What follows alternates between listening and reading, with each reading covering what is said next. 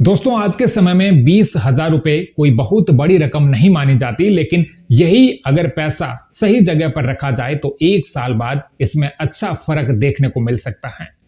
अब सवाल ये है, अगर आप यही 20,000 पोस्ट ऑफिस की एफडी में जमा कर दें तो 12 महीने बाद आपके हाथ में कितना पैसा आएगा? और आखिर पोस्ट ऑफिस एफडी में ऐसा क्या खास है कि आज भी लाखों लोग इसमें अपना पैसा जमा करना पसंद करते हैं? चलिए आसान भाषा में पूरा कैलकुलेशन और पूरी जानकारी समझते हैं। लेकिन सबसे बड़ा सवाल यही आता है कि अगर आज पोस्ट ऑफिस एफडी में 20,000 रुपए की एफडी करवाई जाए तो 12 महीने बाद यानी 1 साल बाद आखिर कितना पैसा मिलेगा? क्या बैंक से ज्यादा फायदा होगा? इंटरेस्ट कैसे कैलकुलेट होता है और क्या बीच में पैसे निकाले जा सकते हैं या नहीं? तो बने रहिए हमारे साथ। और एक छोटी सी रिक्वेस्ट, यदि आप चैनल पर पहली बार आए हैं तो सब्सक्राइब करके नोटिफिकेशन ऑन कर दें, जिससे आने वाली हर एक वीडियो की अपडेट आपको समय पर मिलती रहे। दोस्तों, सबसे पहले समझ लेते हैं कि पोस्ट ऑफिस एफडी आखिर होती क्या है।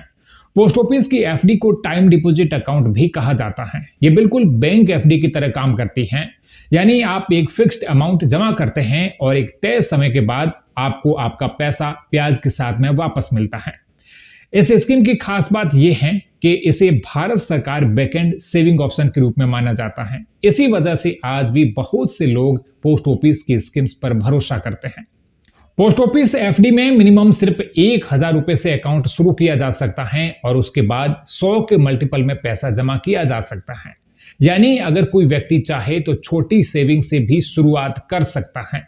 और सबसे अच्छी बात यह भी है कि इसमें मैक्सिमम लिमिट तय नहीं है, आप अपनी जरूरत और बजट के हिसाब से अमाउंट जमा कर सकते हैं।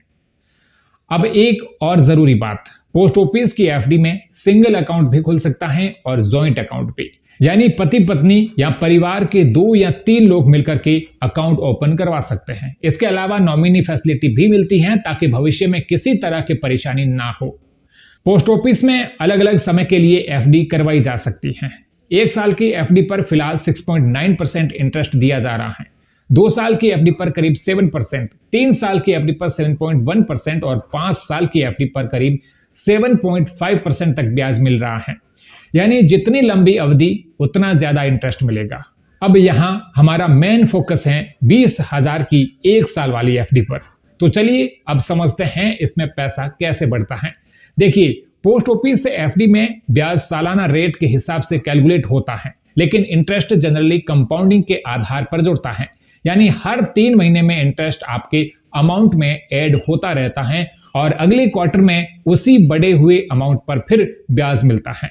इसी वजह से फाइनल मैच्योरिटी अमाउंट थोड़ा ज्यादा बन जाता है।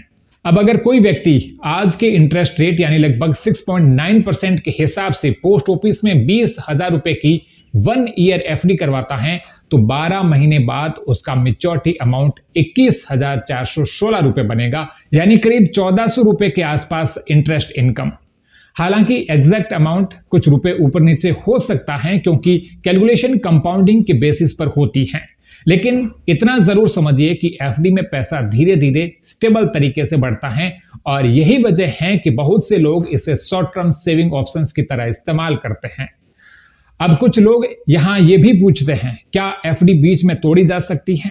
तो इसका जवाब है हाँ, लेकिन कुछ कंडीशंस लागू हो सकती हैं। अगर कोई व्यक्ति मैच्योरिटी से पहले पैसा निकालता है तो उस पर कुछ पेनल्टी या कम इंटरेस्ट रेट लागू हो सकता है। इसलिए एफडी हमेशा उतने समय के लिए ही करवानी चाहिए जितने समय तक आपको उस पैसों की जरूरत ना हो। अब सवाल आता है, क्या post office FD bank FD से बेहतर है? देखिए, दोनों के अपने फायदे हैं। कुछ प्राइवेट बैंक से ज्यादा इंटरेस्ट ऑफर करते हैं, लेकिन बहुत से लोग सेफ्टी और ट्रस्ट के कारण पोस्ट ऑफिस को चुनते हैं। खासकर छोटे शहरों और गांवों में आज भी पोस्ट ऑफिस सेविंग्स का बड़ा ऑप्शन माना जाता है।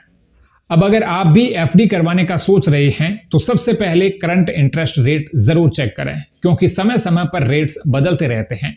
और एफडी करवाने से पहले ये जरूर सोचें कि आपको शॉर्ट टर्म के लिए पैसा रखना है या लॉन्ग टर्म के लिए। अगर आपका गोल सिर्फ 1 साल के लिए पैसा सेफ रखना है तो 1 ईयर टाइम डिपॉजिट एक ऑप्शन हो सकता है, लेकिन अगर आप लंबे समय तक पैसा रखना चाहते हैं तो 5 साल वाली एफडी में इंटरेस्ट रेट थोड़ा ज्यादा देखने को मिल सकता है।